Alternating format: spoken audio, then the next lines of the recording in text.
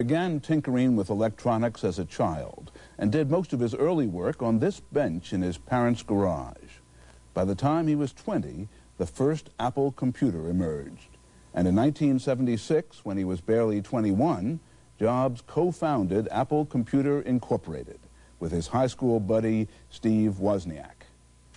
Apple grew quickly, attracting a loyal following among early personal computer enthusiasts.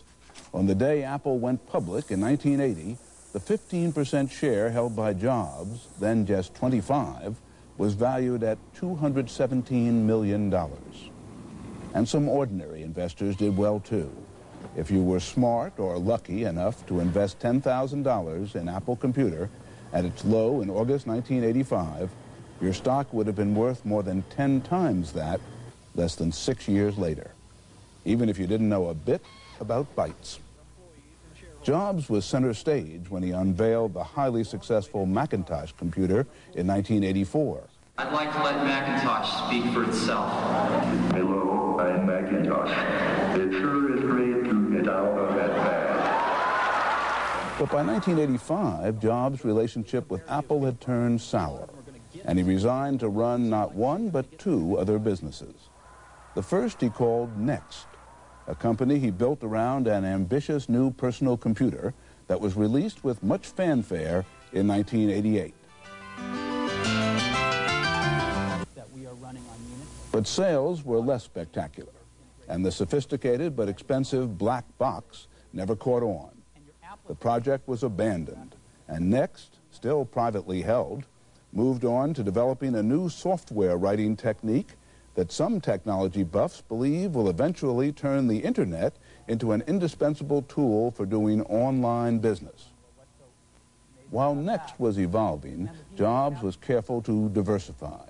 He quietly invested $50 million of his own dollars in Pixar, a computer animation company in Richmond, California, that he had purchased from film producer George Lucas in 1986 for $10 million.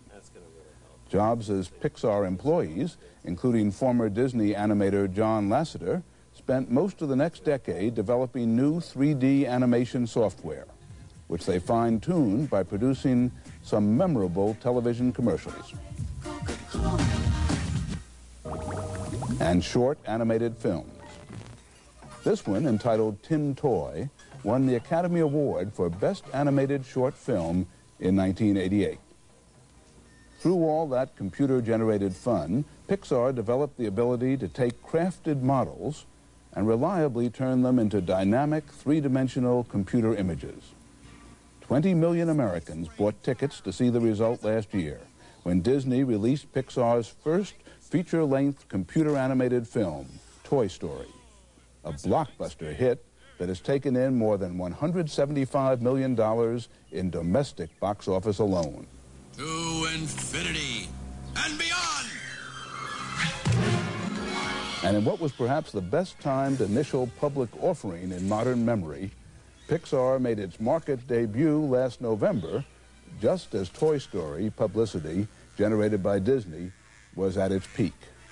When the stock soared close to $50 a share on the first day of trading, Steve Jobs' stake was briefly worth just under $1.5 billion.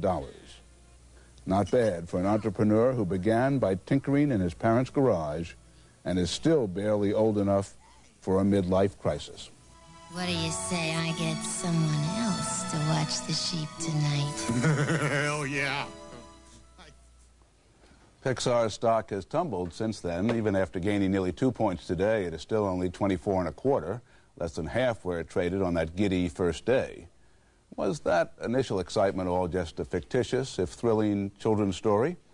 Or is the next chapter for Steve Jobs likely to be his gaudiest? What should we expect next from Pixar? Well, you know, Toy Story has really exceeded our expectations. It's about $180 million right now, I think, at domestic box office. It's being released internationally as we speak. And we're coming out with some CD-ROMs based on Toy Story starting in April. And they're dynamite. I think they're going to pretty much set a new benchmark for what can be done with CD-ROMs. Home video was expected later on this year, and we're well at work on our second film. We're about a year into development on it. So I think we have a business model which is that we make feature films and surround them with a suite of related products. In addition to merchandise and home video, there's CD-ROMs and potentially, sequels at some point in time. You first came to public attention with Apple. In recent weeks, it's been one of the failure stories of Wall Street and indeed of the American economy. What went wrong at Apple? Oh, gosh. Apple, I haven't been there in a long time, but my perception is... We won't blame you for what's happened in the last 10 years. Yeah, no, I mean, my perception may not be complete, but from the way I see it, Apple was a company that was based on innovation.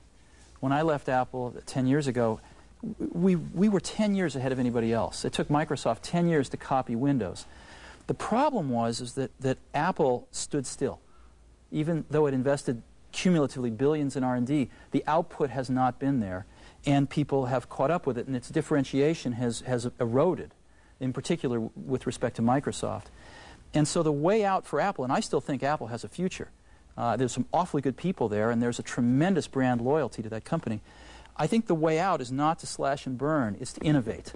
That's how Apple got to its glory, and I think that's how Apple could return to it.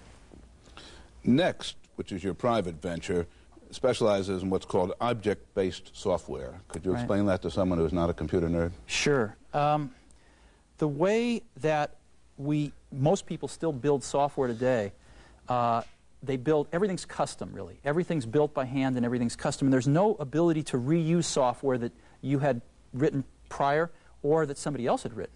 And objects are a way to basically allow people to reuse software an order of magnitude or two more efficiently than they can today. It's sort of the industrial revolution of software. Is this, on a grander scale, the equivalent of calling up a macro on the computer? It's even much beyond that. It's sort of interchangeable parts, much like the Industrial Revolution brought to the manufacturing of hard goods. You have talked about Apple somewhat gently. You've also mentioned Microsoft. Much of your current efforts seem directed at constraining Microsoft. Is that accurate? Me? No. I've read some of these computer nerd publications lately, and it seems to me that the fight for the Internet you envision as anybody but Bill Gates. Well, I think there's a lot of people working on stuff for the Internet, and Next is one of those companies as well. And for me, the most exciting thing, in the software area is the Internet, and part of the reason for that is no one owns it. It's a free-for-all. It's much like the early days of the personal computer. And the rate of innovation is very high. And we know from experience now that if any one company gets a dominant position in it, no matter who that is, the rate of innovation is going to drop precipitously. And we'd like to not see that happen forever, or at least for quite some time. I assume as a good entrepreneur you want the market to limit him, not the government. Is that correct? Yeah, I don't get into that so much. I think I admire Microsoft for their achievements, and I think, though, that the net may be something that is, we're going to see innovation contain them, and I'm hoping that's the case. I wonder if Steve Jobs is relaxing on this holiday weekend, or figuring out how to make his next trillion. I guess it's tough at the top, but it can be beautiful, too. Last Christmas, we gave our viewers a sneak advance peek at some items from the most publicized auction in history, Sotheby's sale of Jacqueline Kennedy Onassis's property. The CEO of Sotheby's, D.D. Brooks, brought down some special treasures for your eyes only. Now, before we meet tonight's special guest,